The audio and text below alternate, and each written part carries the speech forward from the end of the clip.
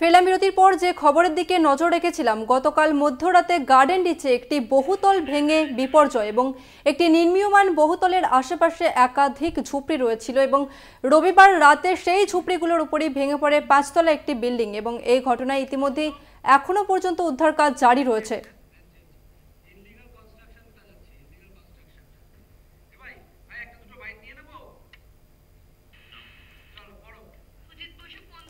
Garden রিচে বহুতল বিপর্যয় অভিযোগ, বেআইনিভাবে তৈরি হয়েছিল ওই 5তলা বিল্ডিং।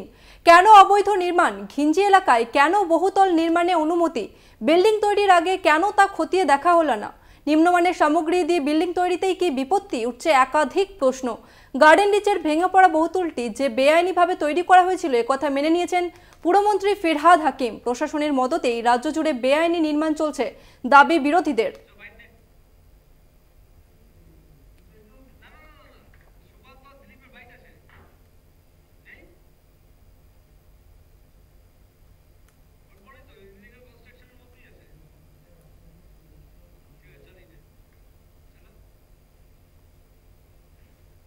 কলকাতাকে এইভাবে অবৈধ নির্মাণের যে টেন্ডার, সেটা তৃণমূল নেতারা দিয়ে রেখেছে।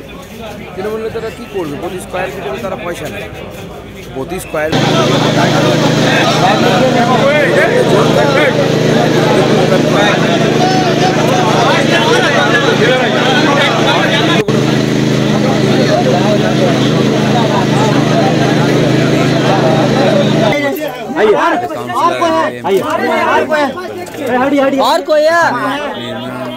ব্রিজ ভেঙে পড়ে, ফ্লাইওভার ভেঙে পড়ে, এখন বিল্ডিং ভেঙে পড়ছে।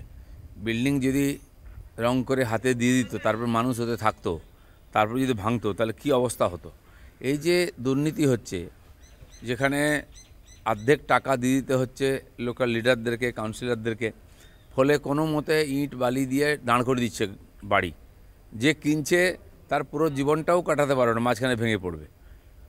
তো এই যে পরিস্থিতি তৈরি হয়েছে, এর ব্যাপক দুর্নীতি তার কারণ। সেজন্য সরকারকে সতর্ক হতে হবে, এগুলো ইনকোয়ারি হওয়ার দরকার আছে।